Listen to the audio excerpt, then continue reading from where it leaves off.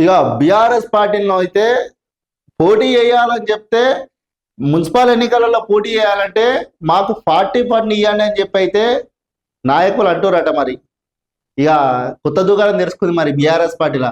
ఎందుకంటే అధికారంలో ఉన్న పార్టీని తట్టుకోవాలంటే మాకు డబ్బులు కావాలని చెప్పి మాట్లాడుతున్నారట. మరి ఏందో చూద్దాం. ఇక ఇగో మాకు డబ్బులు ఇవ్వండి, మున్సిపల్ ఎన్నికల్లో పోటీ చేయాలంటే ఫండ్ కావాల్సిందే, మున్సిపల్ ఎన్నికల్లో పోటీ చేయాలంటే మాకు డబ్బులు కావాల్సిందే అని చెప్పి అంటున్నారట. ఉమ్మడి జిల్లాల సమావేశంలో గులాబీ నేతల విజ్ఞప్తులు లేకుంటే పోటీకి దూరంగా ఉంటామని పరోక్ష సంకేతం. అధికార పార్టీని తట్టుకోవాలంటే డబ్బులు ఇవ్వాలని చెబుతున్న వైనం. నేతల మాటలకు అధిష్టానం షాక్. సమాలోచన చేస్తున్న పార్టీ పట్టు నిలుపుకోవాలంటే తప్పని పరిస్థితి.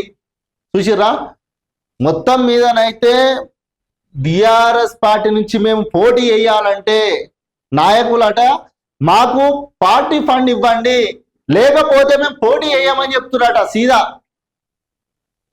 ఏం కాదు, బీఆర్ఎస్ పార్టీ దగ్గర మత్తు పైసలు ఉన్నాయి, మరి ఎందుకు ఇయ్యరు?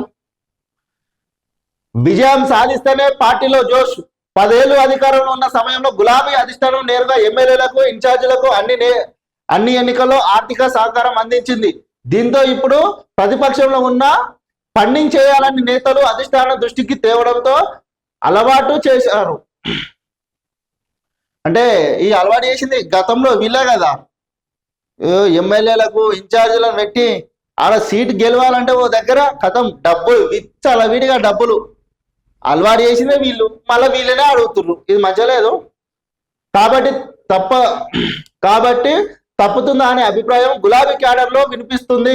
పట్టు సాధించాలంటే పార్టీ అధిష్టానం ఫండింగ్ చేయాల్సిన పరిస్థితి నెలకొంది. పురపూర్లో విజయం సాధిస్తేనే పార్టీ నేతలు క్యాడర్లో జోష్ నింపినట్లు అవుతుంది, లేకుంటే పార్టీ బలహీన పడుతుందని పలువురు అభిప్రాయపడుతున్నారు. మొత్తం మీద అయితే వీళ్ళు అధికారం వచ్చిన తర్వాత తెలంగాణ రాష్ట్రంలో ఏడ ఎన్నికలైనా ఎన్నికలు వచ్చినా డబ్బులు జనాలకు డబ్బులు విచ్చలవిడిగా అలవాటు చేసి పార్టీ నాయకులతో ఎట్లా పంపించేసారు.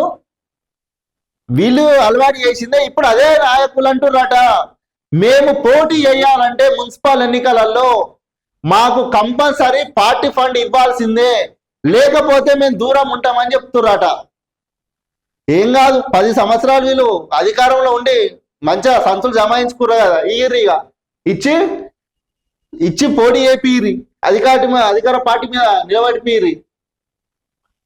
ఏంది రంగంలోకి కేటీఆర్, హరీష్. మున్సిపల్ ఎన్నికల్లో గులాబీ పార్టీ విజయం కోసం వర్కింగ్ ప్రెసిడెంట్ కేటీఆర్ తో పాటు మాజీ మంత్రి హరీష్ రావు రంగంలోకి దిగారు. ఉమ్మడి జిల్లాల ముఖ్య నేతలతో మీటింగ్స్ ఏర్పాటు చేశారు. ఇప్పటికే ఉమ్మడి వరంగల్, కరీంనగర్, ఖమ్మం, మెదక్లో పాటు నిజామాబాద్, ఆదిలాబాద్, నల్లగొండ, మహబూబ్ నగర్ జిల్లాల నేతలతో సమీక్షలు నిర్వహించారు. మున్సిపల్ ఎన్నికల్లో అనుసరించాల్సిన వ్యూహంపై ముఖ్య నేతలకు దిశానిర్దేశం చేశారు. ఇక ముఖ్య నేతల సమావేశంలో బీఆర్ఎస్ అధిష్టానం ముందు ఎమ్మెల్యేలు, నియోజకవర్గ ఇన్ఛార్జీలు డిమాండ్ చెప్పినట్లు తెలుస్తుంది. చూసిరా, వీళ్ళు ఏదైనప్పటికీ ముఖ్య నేతలు ఆల్రెడీ ముఖ్య నేతలతో సమావేశం కూడా అయ్యారట. ఆ ముఖ్య నేతలకు సంబంధించిన క్యాండిడేట్లు చెప్తారట మనం ఏదేం చేసినా కానీ పోటీ చేయాలంటే మాత్రము అభ్యర్థులు పార్టీ ఫండ్ కంపల్సరీ ఇవ్వాలని చెప్తారట. అయ్యా మరి ఎన్నికల ఖర్చులు అధిష్టానం చూసుకోవాలి. అసలే పార్టీ ప్రతిపక్షంలో ఉంది. దీంతో ఖర్చు విషయంలో ఏం చేస్తే బాగుంటుంది అనే ఆలోచనలో బీఆర్ఎస్ అధిష్టానం పడినట్లు సమాచారం. ఫండింగ్ అక్కడ ఉన్న ఎమ్మెల్యేలు, నియోజకవర్గ ఇన్ఛార్జీలు పోటీ చేసే అభ్యర్థులు చూసుకోవాలని, అంటే రిజల్ట్ ఏ విధంగా వస్తుందనే గుబులు పట్టుకుంది. ఇక బీఆర్ఎస్ 10 ఏళ్ళు అధికారంలో ఉన్నప్పుడు అన్ని ఎన్నికల ఖర్చును అధిష్టానం భరించింది. అసెంబ్లీ, లోక్సభ, స్థానిక సంస్థల ఎన్నికల సమయంలో అధిష్టానం ఫండింగ్ చేసింది. దీంతో ఇప్పుడు తమకు ఎన్నికల ఖర్చులు అధిష్టానం చూసుకోవాలని నేతలు ఓపెన్ గా కేటీఆర్, హరీష్ రావుకు చెప్పినట్లు తెలుస్తుంది.